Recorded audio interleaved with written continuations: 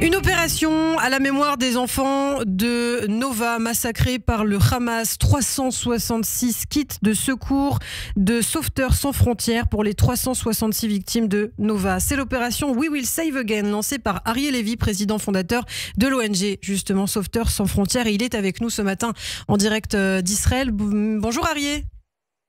Bonjour Ilana. Merci beaucoup d'être avec nous ce matin sur Radio J. C'est important de vous entendre. Ça fait 20 ans que vous faites ces missions dans une quinzaine de pays, évidemment en Israël. Alors, quelle est cette initiative exactement? Pourquoi vous avez eu envie de lancer cette opération?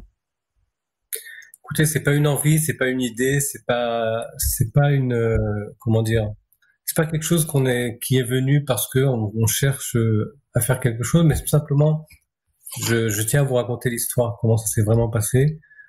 J'étais à Nova, comme très souvent, depuis le 7 octobre. Vous savez, le 7 octobre, nous étions à Nova la nuit pour essayer de trouver des jeunes. Vous avez dit des enfants, oui, on a fait des enfants. Et on a marché des kilomètres sur kilomètres d'une voiture à l'autre pour essayer de trouver des survivants. Et il est resté dans notre cœur quelque chose qui faisait très mal, de ne pas vraiment avoir pu sauver à part trouver vraiment des cadavres et des enfants morts. Et donc on est très souvent là-bas. On est très souvent là-bas pour, je sais pas, je veux pas expliquer vraiment pourquoi, mais c'est comme un aimant qui nous attire à revenir dans ces lieux.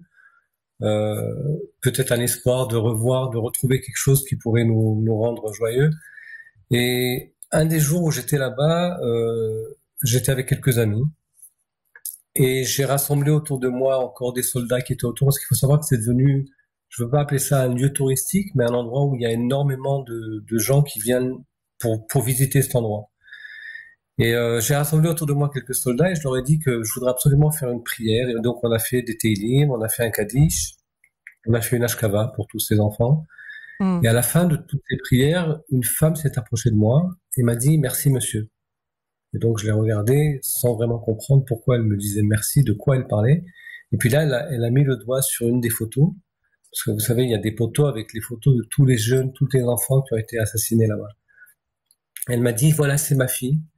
Et c'est la première fois qu'on fait une prière à sa mémoire.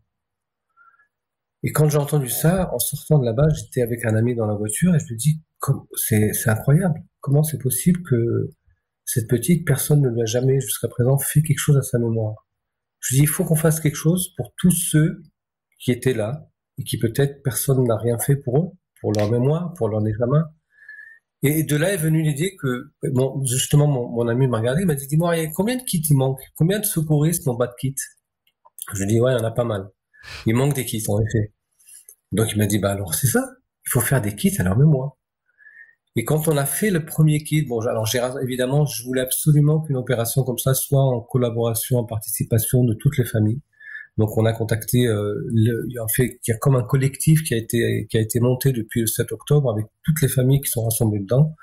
Donc je les ai contactés, je leur ai raconté ce que je voulais faire. Oui. J'ai vu on va dire la lumière qui est sortie de leurs yeux quand je leur ai parlé de ce projet. Et ils m'ont demandé, après, quand je leur ai montré le premier exemplaire du kit avec le nom du donateur et le nom de l'enfant qui avait été tué. Et il y a le père qui est venu vers moi, Meir, et qui m'a dit, dis-moi, on pourrait pas mettre la photo même en petit. Ouais. Oui, c'est-à-dire que ce sont des kits qui sont à la fois nominatifs et il y a aussi la photo de la personne qui a été tuée ce jour-là à Nova, sur le kit. Exactement. Et en fait, je pense que la force de ce projet, c'est le message. Le message qu'on a dans ce projet, c'est de dire, voilà, vous nous tuez. Le terrorisme, c'est la barbarie d'assassiner, de tuer. Ben nous, on va vivre. Non, pas seulement qu'on va vivre, mais on va sauver des vies. Alors concrètement, Arié, avec combien de vies on peut sauver avec un seul kit, justement?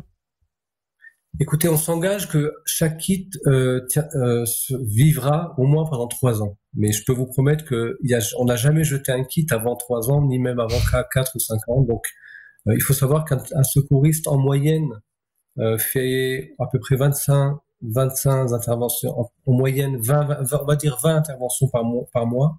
Oui. Donc faites le compte, 20 multiplié par 12, multiplié par 3. Donc c'est beaucoup d'interventions, beaucoup de vies sauvées. Et ça, tout ça va être fait à la mémoire, au nom, comme a dit un père, c'est ma fille qui va être dans le coffre de ta voiture et qui va aller sauver des vies.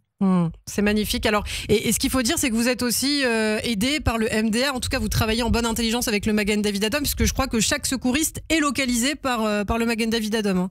Exactement. Chaque secouriste de sauveteur d'Hatzalah Yosh en Israël est localisé par Magen David Adom, donc est alerté par Magen David Adom chaque fois qu'il y a quelque chose dans les environs où il est, que ce soit à Jérusalem, à Tel Aviv, ou dans le sud, ou dans n'importe endroit, surtout en Judée-Samarie. C'est les endroits où nos secouristes habitent. Donc, chaque moment où il y a un événement, on est localisé, on est alerté par le Magen David Adom, et ça nous a jamais arrivé, même si on est en train de dormir ou au milieu de notre douche, de se dire, ça fait rien, quelqu'un d'autre ira. On lâche tout. Je peux vous raconter même une petite histoire. Je me rappelle une fois où je suis arrivé à un accident de voiture et j'ai vu comme quelque chose de blanc sur les cheveux de mon ami. Et à la fin, quand on a fini l'intervention, je l'ai regardé, je croyais qu'il était malade, qu'il avait une pommade. Je me suis dit, qu'est-ce qui se passe? Il me dit, qu'est-ce qu'il y a? Et donc, il touche ses cheveux et puis il fait comme ça et il me dit, ah, j'ai pas eu le temps de me rincer, j'étais en plein en train de prendre ma douche.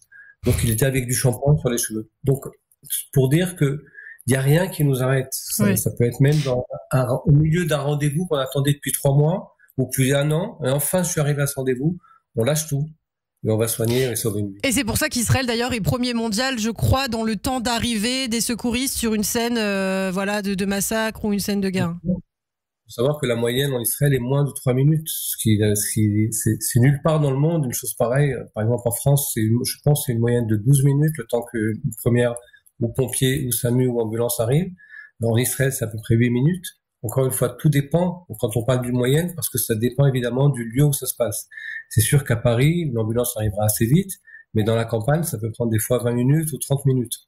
L'avantage de ces secouristes, on va dire, à domicile, c'est qu'ils ils habitent dans les localités, ils travaillent, chaque endroit où ils travaillent, ils sont avec leur kit de secours dans le coffre de leur voiture, et avec un défibrillateur. Donc, dès qu'il y a un événement, ils sont très rapidement sur le lieu de l'événement pour pouvoir soigner et sauver une vie. Qui sauve une vie sauve l'humanité. Et d'ailleurs, on peut y participer puisque le tarif d'un kit de secours, je crois que c'est 2 600 €. Donc, si des auditeurs, des auditrices nous écoutent et veulent justement vous aider, je crois que c'est possible en faisant un don sur votre site, hein, Arié. C'est pas obligé de faire 2 600 €. On peut faire même 126 €. On peut faire même 26 €. Puisque l'idée, en fait, c'est moi, ce que je pense, c'est que tout le peuple d'Israël doit se joindre à ce projet. C'est un projet où on doit tous y être. On doit tous être là pour mémoriser, pour faire quelque chose à la mémoire de ces enfants. Et ce kit ça sera vous qui auront fait ça. C'est en fait, on va dire, une chaîne de solidarité et d'humanisme énorme de tout le peuple d'Israël. Et donc, il faut tout simplement se rendre sur www.kitnova.org et faites quelque chose pour qu'on puisse réussir ce projet et avoir 366 kits à la mémoire de tous ces enfants. Eh bien, merci beaucoup, Arié Lévy. Merci. On espère que ce message sera entendu. Sauveteurs sans frontières qui fait un travail formidable, c'est vrai, sur le terrain depuis le 7 octobre et depuis même 20 ans avec d'autres missions. D'ailleurs, la ferme d'équithérapie, on n'en a pas parlé, mais ce sera peut-être une occasion la prochaine fois. En tout cas, si vous souhaitez participer à cette belle opération We Will Save Again, 366 kits de secours SSF pour les 366 victimes de Nova. Merci beaucoup, Arié Lévy, et à très bientôt sur Radio J. Radio J, 15h-16h30, Cyrielle Sarah Cohen.